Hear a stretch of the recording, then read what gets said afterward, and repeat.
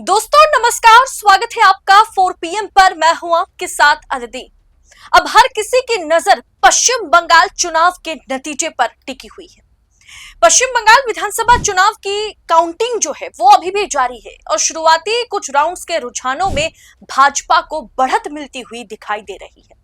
जाहिर सी बात है, टीएमसी खेमे में इसे लेकर के नाराजगी टीएमसी खेमा जो है जाहिर करता हुआ नजर आ रहा है। इलेक्शन कमीशन को सवालों के घेरे में डाल दिया और साथ ही साथ इस बीच मुख्यमंत्री ममता बनर्जी ने एक वीडियो मैसेज जो है, वीडियो संदेश जो है वो जारी करके अपने उम्मीदवारों को और काउंटिंग एजेंट्स को बड़ी चेतावनी दी है। ममता बनर्जी ने साफ कहा है कि ये हार नहीं है, जो आप टीवी पर देख रहे हैं वो हार की संकेत नहीं है। आप ये मत सोचिए कि हम हारने वाले हैं। ममता बनर्जी ने साफ कहा कि यह भाजपा की एक बहुत ही बड़ी सोची समझी साजिश है और कार्यकर्ता को मैदान छोड़ने के लिए मजबूर किया जा रहा है। कार्यकर्ताओं को मैदान छोड़ने की जरूरत नहीं है। ममता बनर्जी ने दावा किया है कि असली खेल तो 14 से 18 राउंड की गिनती के बाद शुरू होगा।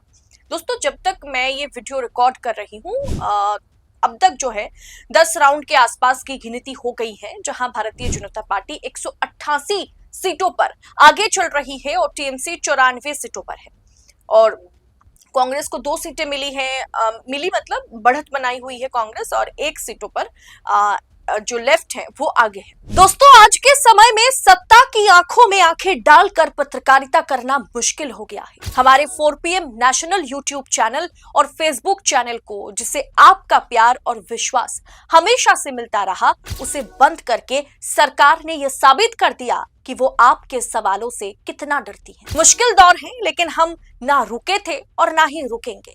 हम सच के लिए हमेशा लड़ते रहेंगे। ऐसे में 4 PM उत्तर प्रदेश यानी 4 PM यूपी को ज्यादा से ज्यादा ज्वाइन करें और स्वतंत्र पत्रकारिता को जिंदा रखने के लिए जितना हो सके उतना हमारा आर्थिक सहयोग करें।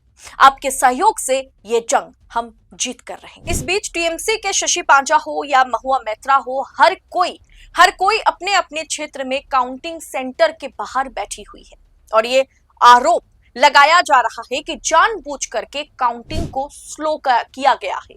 जानबूझकर काउंटिंग को स्लो किया जा रहा है ताकि भाजपा की बढ़त दिखा करके टीएमसी कार्यकर्ताओं के मनोबल तोड़ा जा सके। इसीलिए खुद ममता बनर्जी सामने आई और उन्होंने इस बीच वीडियो जारी करते हुए साफ संदेश दे दिया है, सख्त लहजे में कहा है कि कोई भी काउंटिंग एजेंट, कोई भी उम्मीदवार मतगणना यानी काउंटिंग सेंटर, अपना इलाका छोड़ करके बाहर ना आए। उन्होंने इसे भाजपा का एक बहुत बड़ा प्लान बताया है, जिसके तहत शुरुआत में उनके बढ़त वाले राउंड्स को पहले दिखाया जा रहा है ताकि टीएमसी कार्यकर्ताओं का मनोबल तोड़ा जा सके। ममता बनर्जी ने चुनाव प्रक्रिया में गड़बड़ी के आरोप भी लगाए हैं। उन्होंने दावा किया कि कल्याणी जो कंस्टिट्यूएंसी है, जो विधानसभा क्षेत्र है, उसमें 7 ऐसी मशीनें मिली है जिसमें कोई मेल, कोई मैच नहीं है। साथ ही उन्होंने आरोप लगाया कि कई जगह पर जानबूझकर मतगणना रोक दी गई है। वोट की जो काउंटिंग है, मतगणना जो है, उसे स्लो कर दी गई है और एसआईआर में वोटों की लूट तो वैसे भी हुई है। खैर दोस्तों, अभी ईवीएम का हवाला देना उससे किसी को भी कुछ हासिल नहीं होगा, क्योंकि सेंट्रल फोर्सेस मौजूद रही। टीएमसी के कार्यकर्ता, बड़े बड़े लीडर्स देखरेख कर रहे थे, धरने पर बैठे हुए थे, उसके बावजूद भी फिर ईवीएम का हवाला देना उसका कोई मतलब नहीं बनता है। दोस्तों, मुख्यमंत्री ममता बनर्जी ने यह भी दावा किया है कि तृणमूल कांग्रेस असल में 70 से 100 सीटों पर अभी आगे चल रही है, लेकिन भाजपा के दबाव में उन आंकड़ों को सार्वजनिक नहीं किया गया है।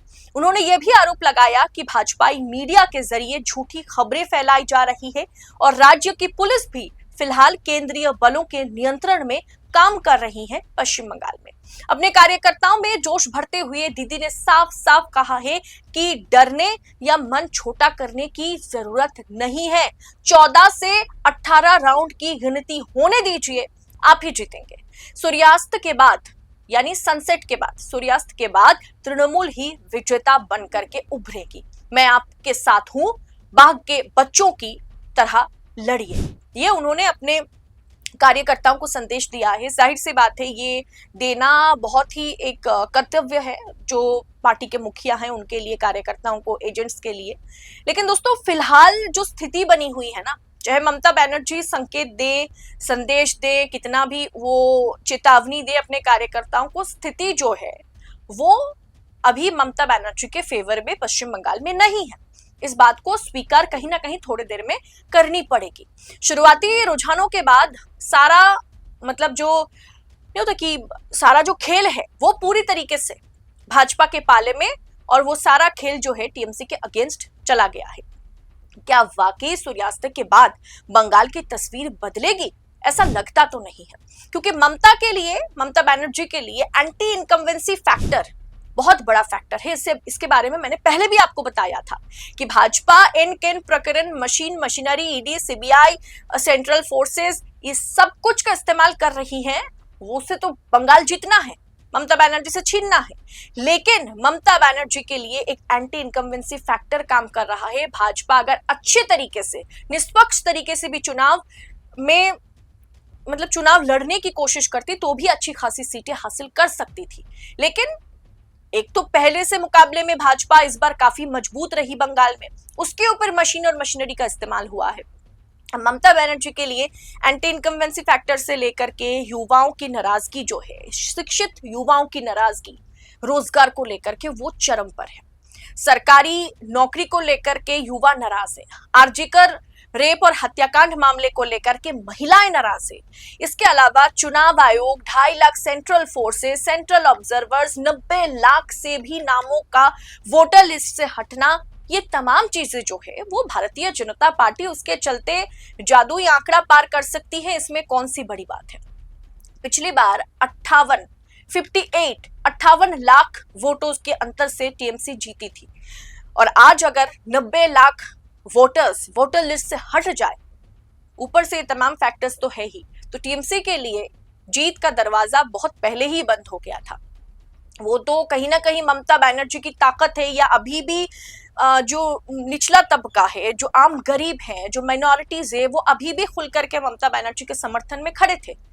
इसीलिए शायद वो 100 का आंकड़ा, फिलहाल जो रुझान है उसमें 100 का आंकड़ा टीएमसी पार कर पाई। वरना जिस तरीके से भाजपा ने घेराबंदी की थी ममता बनर्जी की, उसमें जाहिर सी बात है 100 सीटें पाना भी बहुत बड़ी बात है।